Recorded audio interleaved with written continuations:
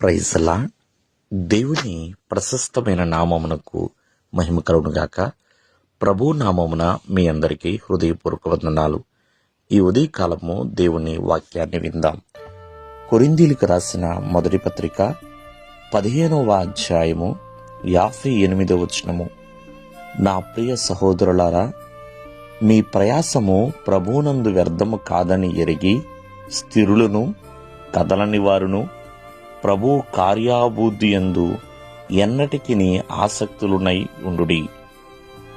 ప్రియమైన వర్లరా, ప్రభు పని చేయటి యందు అంటే దేవుని పని యందు ప్రయాస.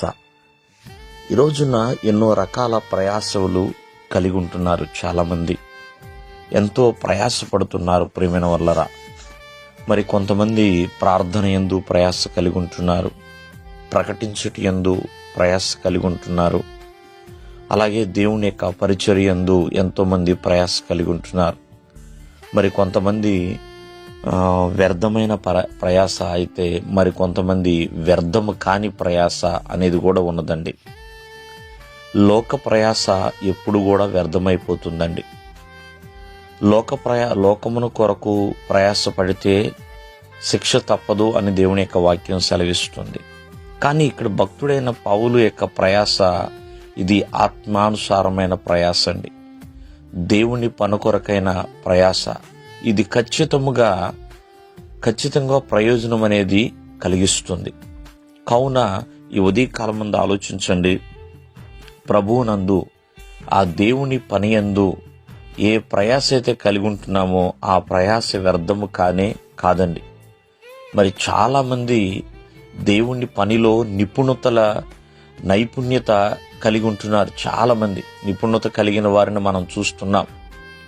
వారెంతో చాకచక్యముగా దేవుడిచ్చిన నడిపింపు ప్రకారముగా మరి ఎంతోమంది విశ్వాసులు వారికి దేవుడిచ్చిన తలాంతుల ప్రకారంగా దేవుని యందు ప్రయాసపడుతూ ప్రార్థిస్తూ ప్రియమైన వర్లరా ప్రకటిస్తూ ఎంతోమందిని ప్రభు తట్టు తిప్పుతూ ఎన్నో రకాల ప్రయాసలు కలిగి ఉంటున్నారు.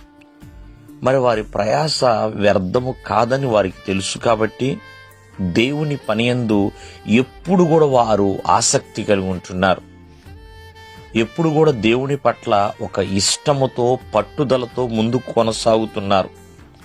అంతేకాదండి, ఆ ప్రయాసకు తగిన ప్రయోజనం అనేది ఏదో ఒక రోజున మేము చూస్తాము అనే నిరీక్షణ అనేది వారికి ఉన్నదండి. కావున ఈ ఉదయకాలం ముందు ఆలోచించండి, ఎటువంటి ప్రయాసలు కలిగి ఉంటున్నారు.